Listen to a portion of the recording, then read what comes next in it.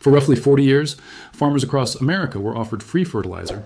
It was rich in nitrogen and phosphorus, high in organic matter, delivered to the field at no cost, and endorsed by the federal government. Municipalities were glad to give it away. Environmental groups supported it. It kept an enormous volume of waste out of landfills and turned it into food. By any reasonable measure, it looked like one of the better ideas of the late 20th century. Then, starting around 2016, farms in Maine began testing their soil and their milk and finding something nobody had been looking for. A dairy farmer had to dump milk he couldn't legally sell. A young couple who had bought a farm and spent years building it organic discovered their fields, their water, and their own blood carried levels of a contaminant that will not break down. Not in their lifetime, not in their children's, not in 10,000 years. Maine banned the practice outright in 2022, the first state in the country to do so. Texas ranchers are now in court over it. The EPA has published a draft risk assessment of its own program that makes uncomfortable reading. So what exactly was in the free fertilizer? And why did nobody find it for 40 years? Fred Stone's family had been farming in Arundel, Maine since the 1800s. In the 1980s and 90s, like a great many farmers, he accepted treated sewage sludge from a nearby municipality and spread it on his fields as fertilizer. This was not a shady arrangement. It was a licensed, permitted, state-approved program. He had the paperwork. He was, in the language of the time, doing the responsible thing with a waste stream that had to go somewhere. Around 2016, testing turned up high levels of PFAS in his milk. He had to stop selling it. He dumped milk. His herd was contaminated because the cows ate hay grown on that ground and drank water that had moved through it. The land his family had worked for over a century was carrying something he had spread on it himself in good faith decades earlier. He became the first widely documented case in the country. He was not the last. In 2021, Adam Nordell and Johanna Davis were running Songbird Farm in Unity, Maine, a small, certified organic operation growing vegetables and grain, the kind of farm that represents everything the local food movement had spent 20 years arguing for. They had bought the land years earlier. Sludge had been applied to it in the 1990s, long before they arrived, by people they had never met. They tested because Maine had begun urging farmers to. The results came back high. In the soil, in the well water, in their crops, and in their own blood, and in the blood of their young son. They stopped selling. They stopped drinking their own water. They eventually left the farm. And this is the part that separates this story from every other agricultural contamination story you've heard. There was nothing they could have done differently. They didn't cut corners. They farmed organically, which under USDA rules actually prohibits sewage sludge entirely. They were the careful ones. The contamination had been applied legally by a previous owner, following the recommendations of the state and the federal government, using a product the EPA had reviewed and permitted. Maine responded harder than any state has. In 2022, it passed legislation banning the land application of sludge outright. It required testing of previously licensed sites. It established a fund, in the tens of millions, to compensate affected farmers, buy out unusable land, and provide medical monitoring. Then the story moved. In Johnson County, Texas, ranchers whose neighboring land had received biosolids, reported cattle deaths and fish kills, sued, and the county issued a disaster declaration in early 2025. And in January 2025, the EPA published a draft risk assessment of 2 PFAS compounds in sewage sludge, its own finding, in plain terms, for certain scenarios, particularly people farming on or living beside sludge-applied land, drinking from affected wells, or eating food produced there, the risk could exceed acceptable thresholds. The agency that permitted the practice, assessing the practice and finding a problem. Which raises the obvious question. If the material was tested and regulated for 40 years, how did this get through? To understand the failure, you have to understand why the program existed, because it wasn't stupid. It was, in its own terms, rather elegant. Every city produces sewage. Treat it, and you're left with a solid residue, the settled organic matter and biological material that comes out of the treatment process. A large city produces an enormous volume of it every day, forever. That material has to go somewhere. Historically, some was dumped at sea, which the U.S. banned in the late 1980s. The remaining options are landfill, incineration, or land application. The first two cost money and produce nothing. The third has an obvious appeal, because the material genuinely is a good fertilizer. It's rich in nitrogen and phosphorus. It's high in organic matter, which is exactly what depleted agricultural soil needs most. Spread on a field, it works. So a system was built. In 1991, the industry adopted a new name for the material, Biosolids, replacing sewage sludge, which was accurate but unmarketable. In 1993, the EPA finalized the federal rule governing land application, setting standards for pathogens and for pollutants, and creating classes of treated material with different permitted uses. And it was, for a long time, considered a genuine environmental success. Waste diverted from landfill, fertility returned to soil, a closed loop of the kind that this channel generally spends its time arguing for. At its height, roughly half of American sewage sludge was being applied to land. Millions of dry tons a year across millions of acres, farms, pasture, forestry, mine reclamation, public parks, home garden products sold in bags. Picture what that looks like from the farmer's side in 1994. A truck arrives. The material is free, or nearly. It's permitted, tested, and recommended. It measurably improves your yields and cuts your fertilizer bill. The state extension service is fine with it. Your neighbors are doing it. There was no reason to refuse, an enormous reason to accept. That's the shape of this story. Not a scandal. A well-designed system, working as intended, distributing something nobody was looking for. PFAS stands for per- and polyfluoroalkyl substances, and it isn't one chemical. It's a family of thousands, and what they share is a bond. Carbon and fluorine, joined together, form the strongest single bond in organic chemistry. Everything that makes these compounds useful and everything that makes them a problem comes from that one fact. A chain of carbon atoms wrapped in fluorine is extraordinarily unreactive. It repels water. It repels oil and grease. It withstands heat. It doesn't stick to things. If you wanted to design a coating that made a pan non-stick, a jacket waterproof, a carpet stain resistant, a pizza box grease-proof, or a firefighting foam capable of smothering burning jet fuel, you would design something very much like this. So that is what was done from the 1940s onward at enormous scale. Non-stick cookware, stain repellents for fabric and carpet, waterproof outdoor clothing, food packaging, cosmetics, ski wax, firefighting foam used at every airport and military base in the country.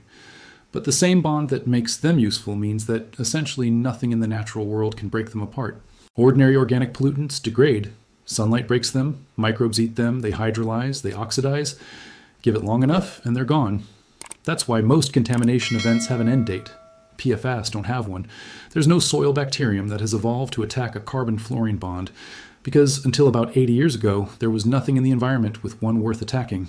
Destroying these compounds requires extreme measures, very high temperature incineration, or specialized treatment, and even then, incompletely. Hence the popular name, forever chemicals. It's not rhetoric. On any timescale, relevant to a farm, a family, or a country, it's accurate. Now, how did they get into sewage? Not primarily from industrial dumping, though that happened too. They got there because they're in everything. Every time somebody washes a stain-resistant carpet or a waterproof jacket, PFAS go down the drain. Every time treated fabric is laundered. Cosmetics, cleaning products, food packaging in the waste stream. Industrial facilities discharging into municipal sewers, textile mills, paper mills, plating operations, plants making or using the compounds directly, firefighting foam, washing into storm drains.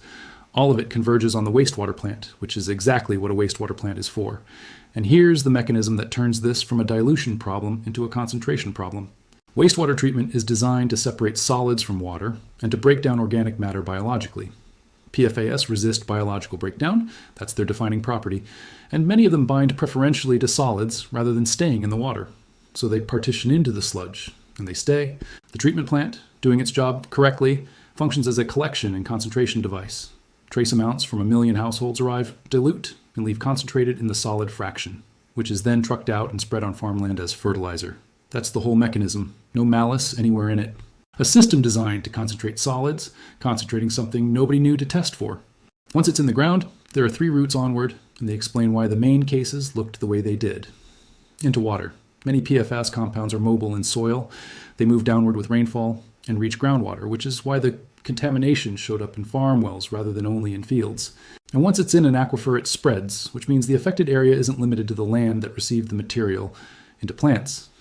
Uptake varies considerably by crop type. Leafy greens and grasses tend to take up more, fruits, seeds, and grains generally less. That distinction matters enormously in practice because grass is what livestock eat, into animals, and then concentrating. A cow grazing contaminated pasture and drinking contaminated water processes an enormous volume of both every day. These compounds bind to proteins in blood and accumulate in tissue rather than being excreted efficiently. What arrives dilute in forage, concentrates in the animal, and then appears in milk and meat. That's why the first detections were on dairy farms. The cow was functioning as the sampling instrument. On the health side, I want to be measured because this is an area where both overstatement and dismissal are common. The most substantial body of evidence comes from a large court-ordered study of a community in the Ohio Valley with heavily contaminated drinking water, where a science panel reviewed health data for tens of thousands of people. It concluded there was a probable link between PFOA exposure and several conditions, including kidney cancer, testicular cancer, thyroid disease, ulcerative colitis, high cholesterol, and pregnancy-induced hypertension. Later work has added evidence on immune effects, including reduced antibody response to vaccination in children and on effects on birth weight. What this does not mean is that exposure guarantees illness. These are population-level associations at particular exposure levels, and individual risk depends on dose and duration. Most people in industrialized countries have some measurable PFAS in their blood already from consumer products and drinking water, entirely separate from anything to do with farming. What it does mean is that the substances are biologically active, that they persist in the body for years, and that we found high levels in your soil, your water, and your blood is a serious finding rather than an abstract one. So why wasn't this caught?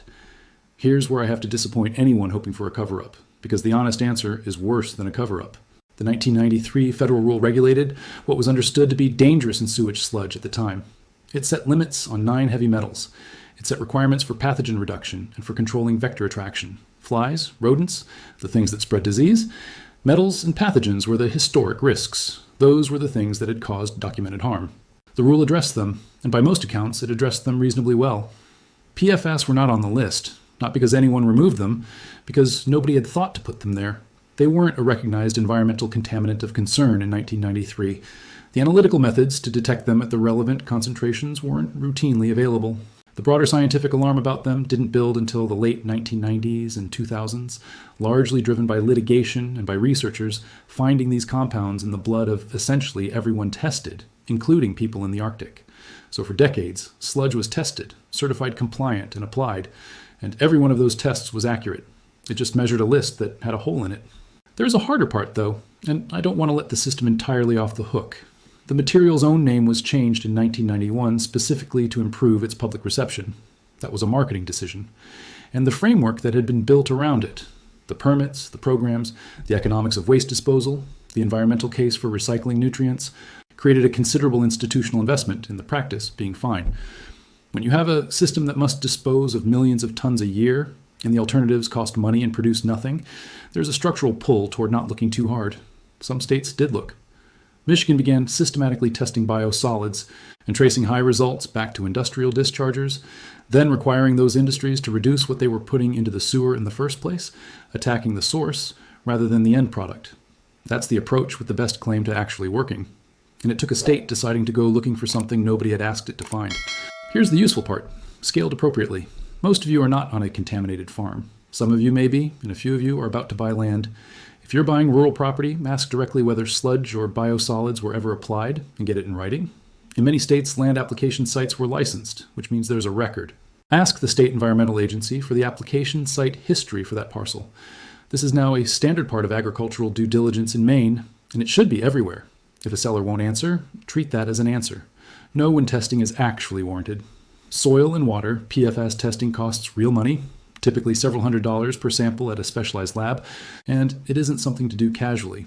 Reasonable triggers, known or suspected sludge application, proximity to an airport, military base or firefighting training site, proximity to a paper mill, textile mill or plating facility, or state advisory covering your area. Check whether your state has a testing assistance program first, because several now do. If you're on a private well in an affected area, that's the priority. Drinking water is generally the dominant exposure route where it exists. Reverse osmosis systems and properly specified granular activated carbon filters are both effective at reducing PFAS in drinking water. Whatever you use, look for independent certification for PFAS reduction specifically, not just a general filtration claim, and follow the replacement schedule because a saturated filter stops working. Know what organic does and doesn't tell you. USDA certified organic production prohibits sewage sludge outright. So certified organic operations were never permitted to use it. But that offers no protection if the land received it before certification, as Songbird Farm found. And it doesn't mean a product is PFAS-free, because these compounds can enter compost through other routes entirely, including food service packaging in the feedstock. Check what's in your bagged soil products. Some widely sold garden fertilizers are biosolids derived, and this is stated on the label if you read it. Municipal compost giveaway programs sometimes include biosolids. If you'd rather avoid them, the information is generally available. You just have to look. And if you want to reduce your own contribution, these compounds get into sewage largely from consumer products, stain-resistant treatments, waterproof coatings, grease-proof food packaging. That's a small individual effect, but it's the actual source. And source reduction is the only approach that fixes this at the top. 3 things I owe you, and the first one is the most important. Do not panic, and do not tear out your garden. The failure case I'm genuinely worried about with this video is somebody watching it, deciding their vegetable beds are poisoned, and either abandoning growing food entirely, or spending $4,000 excavating and replacing soil that was never contaminated in the first place. The overwhelming majority of home gardens have never received biosolids. If you're in a suburban yard with no sludge history, no nearby airfield or fire training ground, and municipal water, your exposure from your own garden is very likely negligible compared to what you get from consumer products and food packaging. Growing your own vegetables remains a good idea. This is a land history question, not a gardening question. Second, I can't tell you what your levels mean. There is no single agreed soil threshold for PFAS across the country. States that have set screening levels have set different ones. They're being revised. And interpreting a result depends on the specific compounds, the concentrations, what you're growing, and how you use the water. If you test and get a result, take it to your state environmental or agricultural agency rather than to a forum. Third, this is moving fast, and this video will age. The EPA draft risk assessment was published in January 2025 and was open for comment. State laws are changing every session. Maine banned application. Several other states are considering it. A number have introduced testing requirements. Whatever the situation is when you watch this will not be what it was when I wrote it. Check the current position with your state agency, not with a video. What I can say with confidence is the part that won't change. The compounds don't break down. The land that received them still has them. And the people it happened to did nothing wrong. What stays with me about this story isn't the chemistry. It's that it happened to the careful ones. Fred Stone kept his permits. Songbird Farm was certified organic, which specifically forbids the practice that contaminated them on land poisoned by somebody else before they arrived. Every person harmed here was following the rules as they existed, using a program the government designed in the belief that they were doing the responsible thing with waste. And they were. That's what makes it hard. The lesson isn't to distrust everything. It's narrower and more useful than that. When a system tests for a list, the list is the whole of its safety, and everything not on it passes. Before you buy land, ask what was spread on it. It's one question. In some places, it's the most important one you'll ask.